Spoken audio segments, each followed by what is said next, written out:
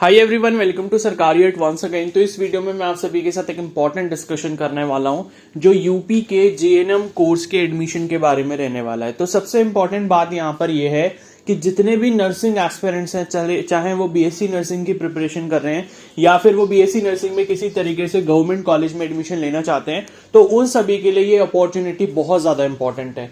पहली चीज तो ये है कि जीएनएम होता क्या है, उसके बारे में हम लोग डिस्कशन करेंगे और यहाँ पर कौन कौन कर सकता है, कौन नहीं कर सकता, क्या एलिजिबिलिटी है, टोटल नंबर ऑफ सीट्स कितनी है, कैसे आप अप्लाई कर सकते हो, सारी चीजें हम लोग देखेंगे। और सबसे इंपॉर्टेंट चीज यहाँ पर यह है कि ऑल इंडिया कैंडिडेट्स यहाँ पर एलिजिबल हैं, ठीक है। और कोई भी एंट्रेंस एग्जाम यहाँ पर कंडक्ट नहीं होगा, मेरिट बेस पर आपका एडमिशन यहाँ पर होता है, ठीक है। तो थोड़ा सा मैं आपको बता देता हूं कि देखो, अगर आप बीएससी नर्सिंग की तैयारी कर रहे थे और बीएससी नर्सिंग के लिए आपने काफी सारे एग्जाम्स भी दिए, अपने स्टेट का एग्जाम दिया, एम्स का एग्जाम दिया, या अभी पीजीआई चंडीगढ़ का एग्जाम होने वाला है, तो हो सकता है आप वो भी दे रहे होगे। तो अगर आपका अभी तक कहीं पर भी गवर्नमेंट कॉलेज में सिलेक्शन नहीं हो पाया है बीएससी नर्सिंग कोर्स में और आपको लग रहा है कि अभी आपके लिए कंपटीशन काफी ज्यादा है, आपको कंपटीशन काफी ज्यादा फेस करना पड़ रहा है, तो मैं आप सभी को सजेस्ट ये करूंगा कि आप ये यूपी के जीएनएम का एप्लीकेशन फॉर्म जरूर फिल कर लें। अब मैं आपको बताता हूं कि बीएससी नर्सिंग और जीएनएम में सिमिलैरिटीज क्या हैं।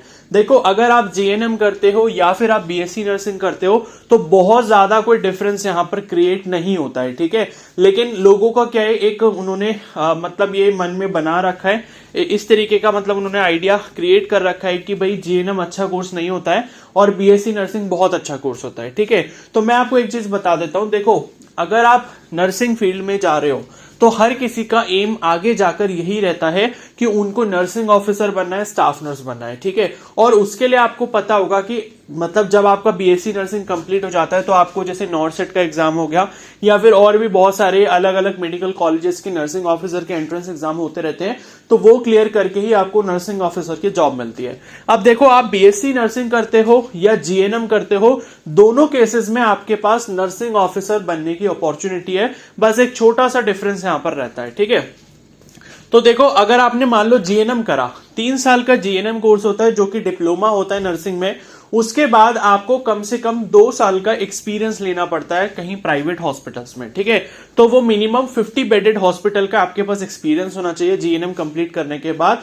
तो 2 साल आप वो एक्सपीरियंस ले लेते हो तो 3 + 2 यानी कि टोटल 5 साल बाद जो है आप नॉर्सेट या फिर किसी भी नर्सिंग ऑफिसर के एंट्रेंस एग्जाम के लिए एलिजिबल हो जाओगे। कुछ केसेस में नर्सिंग ऑफिसर की वैकेंसी के लिए सिर्फ 1 साल का ही एक्सपीरियंस मांगा जाता है जीएनएम के बाद, जैसे कि अभी रिसेंटली यूपीएससी की ईएसआईसी वाली वैकेंसी आई थी नर्सिंग ऑफिसर के लिए, तो वहां पर जीएनएम के बाद मुझे जहां तक याद है 1 साल का एक्सपीरियंस मांगा गया था। तो कुछ केसेस में आपका 1 साल का एक्सपीरियंस से भी आप नर्सिंग ऑफिसर के लिए एलिजिबल हो जाते हो और मेजॉरिटी ऑफ केसेस में आपको 2 साल का एक्सपीरियंस चाहिए होता है जीएनएम करने के बाद। और इस चीज को मैं एक आपके लिए प्लस पॉइंट कहूंगा, क्योंकि जीएनएम करने के बाद अगर आप 2 साल कहीं जॉब करते हो तो आपका क्लिनिकल एक्सपीरियंस और अच्छा हो जाता है और उसके साथ आप अपनी तैयारी अगर करते रहते हो तो वो तैयारी और ज्यादा अच्छे से हो पाती है, क्योंकि आप जो है प्रैक्टिकल चीजों को जो कि आप हॉस्पिटल्स में कर रहे होते हो उनको आप अपनी थ्योरेटिकल चीजों से लिंक कर पाते हो। ये अपॉर्चुनिटी बीएससी नर्सिंग वालों के पास शायद नहीं रह पाती, ठीक है। तो वो एक प्लस पॉइंट रहता है। और अगर बीएससी नर्सिंग आपने करा है तो बीएससी नर्सिंग 4 साल का कोर्स करने के बाद आप डायरेक्टली एलिजिबल हो जाते हो एम्स का, नॉर्सेट या फिर किसी भी अदर नर्सिंग ऑफिसर के एंट्रेंस एग्जाम के लिए। तो मैं ये नहीं बोलूंगा कि जीएनएम जो है वो अच्छा कोर्स नहीं है, जीएनएम भी एक अच्छा कोर्स है। अगर आपका आगे जाके ड्रीम यही है कि आपको एक नर्सिंग ऑफिसर बनना है, आपको नॉर्सेट क्लियर करना है, तो अगर आप जीएनएम भी कर लेते हो तो बहुत ज्यादा कोई डिफरेंस यहां पर क्रिएट नहीं होगा। मतलब गवर्नमेंट कॉलेज के चक्कर में अपना 1 साल खराब करने से अच्छा है कि आप जीएनएम कर लो, उसके बाद 2 साल का एक्सपीरियंस ले लो और उसी 2 साल में अपनी तैयारी भी करो नॉर्सेट की और नर्सिंग ऑफिसर का एंट्रेंस एग्जाम क्लियर कर लो, ठीक है। तो मेरे हिसाब से एक बेस्ट स्ट्रैटेजी है। अगर आपके पास कोई भी बैकअप प्लान नहीं है, आपको बीएससी नर्सिंग के लिए जो है कोई गवर्नमेंट कॉलेज नहीं मिल पा रहा है आपके मार्क्स के बेसिस पर, और बीएससी नर्सिंग प्राइवेट से आप करना नहीं चाहते फाइनेंशियली, मतलब अगर आपको कोई प्रॉब्लम है फाइनेंशियली, मतलब आप उस चीज को सपोर्ट नहीं कर सकते, क्योंकि आपको पता है कि बीएससी नर्सिंग किसी भी ठीक ठाक कॉलेज से करोगे तो कम से कम 1 साल का प्राइवेट कॉलेज का 1.5 लाख रुपए का खर्चा है। इसका मतलब है 4 साल की पढ़ाई का 6 लाख रुपए का खर्चा हो गया। और अगर मान लो आप हॉस्टल वगैरह में रहते हो, ठीक है, और बाकी खाना पीना सब आपका मेस वगैरह में होता है, तो 2 लाख रुपए आप उसका और मान सकते हो, ठीक है। तो टोटल लगभग 8 लाख का खर्चा हो जाएगा। तो इससे अच्छा मैं आपको सजेस्ट यही करूंगा कि ये जो जीएनएम का ऑप्शन है इसको आप अपने बैकअप में रख सकते हो, ठीक है। तो अब इसके बारे में थोड़ी सी इन्फॉर्मेशन यहाँ पर डिस्कस कर लेते हैं। तो ये लिखा है यहाँ पर, ये नोटिस आया था आपका 14 जून को। इसमें लिखा है कि वर्ष 2024 में सामान्य औपचारिका जीएनएम में 3 वर्षीय प्रशिक्षण हेतु 9 राजकीय प्रशिक्षण केंद्रों पर उपलब्ध 453 रिक्त सीट पर ऑनलाइन आवेदन करने प्राप्त करने हेतु विभागीय वेबसाइट, ठीक है, dgmhup.gov.in, ये इसकी ऑफिशियल वेबसाइट है, इसी पर जाकर आपको अप्लाई करना है, ठीक है।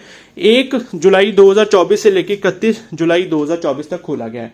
तो 31 जुलाई तक आप यहां पर अपना एप्लीकेशन फॉर्म फिल कर सकते हो। यहां पर ये आपको वेबसाइट दी है। उसके बाद इन्होंने लिखा है शैक्षिक अर्हताएं, यानी कि एजुकेशनल क्वालिफिकेशन आपको क्या चाहिए। इंटरमीडिएट परीक्षा में अंग्रेजी विषय में 40% अंक प्राप्त होने चाहिए, ठीक है।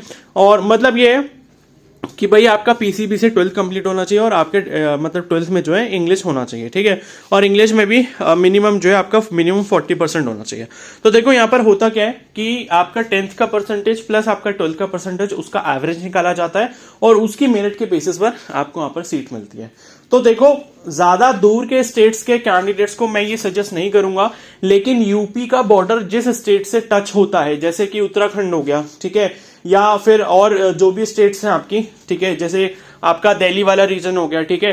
तो मतलब ये है कि जो भी मतलब नियर बाय स्टेट्स हैं यूपी के, तो वहां के जो कैंडिडेट्स हैं वो यहां पर जरूर अप्लाई कर सकते हैं, क्योंकि मतलब ये भी है कि वो जो 9 सेंटर यहां पर दिए गए हैं आपके जो जीएनएम के, ये 9 कॉलेजेस या 9 सेंटर्स दिए गए हैं, तो आप अपने लिए पहले नंबर पर जब आपकी काउंसलिंग होगी तो वो वाला प्रेफरेंस दे सकते हो जो आपकी स्टेट मतलब जहां पर आप रहते हो उसके पास हो यूपी में, ठीक है। जगह जैसे मान लो कि मतलब कोई भी जगह है XYZ, तो वहां से जो पास आपका सेंटर होगा, मतलब ये कॉलेज होगा जीएनएम वाला यूपी में जो 9 सेंटर में से कोई एक है, तो वो आप अपनी प्रायोरिटी में पहले रख सकते हो। तो अगर आपको वो मिल जाता है तो आपके घर से ज्यादा पास हो जाएगा, ठीक है। तो ऐसा कर सकते हो। उसके बाद देखो यहां पर आवेदन शुल्क यानी कि एप्लीकेशन फॉर्म की फीस भी कोई ज्यादा नहीं है, ठीक है। जनरल कैटेगरी के लिए इन्होंने 200 रुपीज रखी है, बाकी SC ST और OBC कैंडिडेट्स के लिए इन्होंने 100 रुपीज रखी है, ठीक है। और उसके बाद आरक्षण के बारे में यहां पर दिया है, तो 10% सीटें जो है वो यहां पर पुरुष अभ्यर्थियों के लिए आरक्षित हैं। तो मेल कैंडिडेट्स के लिए भी देखो यहां पर सीट्स दे रखी हैं, जितने भी बॉयज हैं वो भी यहां पर फिल कर सकते हैं, क्योंकि 10% सीटें सिर्फ और सिर्फ उनके लिए रिजर्व हैं। यानी कि वो 10% सीटों मतलब 453 का 10% लगभग 45 सीट्स हो गया। तो वो 45 सीट्स सिर्फ मेल कैंडिडेट्स के लिए, उनमें कोई भी फीमेल कैंडिडेट एडमिशन नहीं ले सकती, ठीक है। बाकी बची हुई सीट्स जो है वो फीमेल कैंडिडेट्स के लिए। और उसके बाद जो है 15% का आरक्षण उनको दिया गया जिन्होंने एएनएम कर रखा है। एएनएम भी एक डिप्लोमा कोर्स होता है नर्सिंग में, जो कि 2 साल का होता है। तो उसके बाद अगर किसी को जीएनएम करना है तो वो भी कर सकता है, ठीक है। अब उसके बाद मैं ये किस बेसिस पर कह रहा हूं कि ये अदर स्टेट के कैंडिडेट्स के लिए भी है, क्योंकि इसी में आप आरक्षण वाले में पॉइंट नंबर 3 देखोगे तो यहां पर लिखा हुआ है उत्तर प्रदेश राज्य के बाहर के आवेदकों को आरक्षण का लाभ नहीं दिया जाएगा। तो इसका मतलब इन्होंने ये लिखा है कि उत्तर प्रदेश यूपी के जो बाहर के अदर स्टेट के कैंडिडेट्स हैं उन्हें रिजर्वेशन का बेनिफिट नहीं मिलेगा। रिजर्वेशन का बेनिफिट का मतलब है कि जैसे मतलब क्या है कि SC ST OBC, ठीक है, या जो भी कैटेगरी का रिजर्वेशन है उसका बेनिफिट आपको नहीं मिलेगा। तो ऐसा इन्होंने यहां पर लिखा है। तो इसका मतलब है कि बाहर स्टेट्स के कैंडिडेट्स को ये अलाउ कर रहे हैं, ठीक है। और इन्होंने कहीं पर इसमें ऐसा भी नहीं लिखा कि यूपी का डोमिसाइल होना जरूरी है, ऐसा कुछ नहीं लिखा है, ठीक है। और उसके बाद आयु सीमा दी है, तो एज इन्होंने दी है मिनिमम 17 होनी चाहिए और मैक्सिमम 35 ईयर्स होनी चाहिए।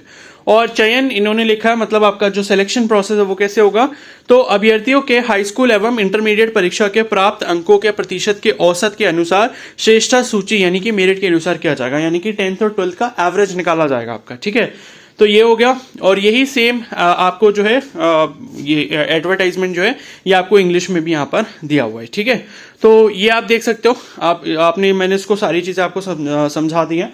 और इसके अलावा आपका अगर कोई डाउट रहता है तो आप मुझे कमेंट सेक्शन में बता सकते हो। तो भाई मैं तो यही कहूंगा कि इसको आप बैकअप ऑप्शन में जरूर रख लो। सिर्फ 200 रुपये आपको एप्लीकेशन फॉर्म फीस पे करनी है। तो लकीली अगर आपका नंबर इसमें लग जाता है, जीएनएम में आपका नाम आ जाता है और आपके पास कोई और बेटर प्लान नहीं है, तो मैं आपको सजेस्ट करूंगा कि भाई यही कर लो और आगे जो है आगे के लिए मेहनत करो, ठीक है। भले ही आपसे अगर इस बार ज्यादा मेहनत नहीं हो पाई, इस बार कंपटीशन नहीं लड़ पाए, लेकिन आगे 3 साल के बाद जब आप नॉर्सेट के लिए तैयारी करोगे तो उसमें आप अपना पूरा 100% दो, ठीक है।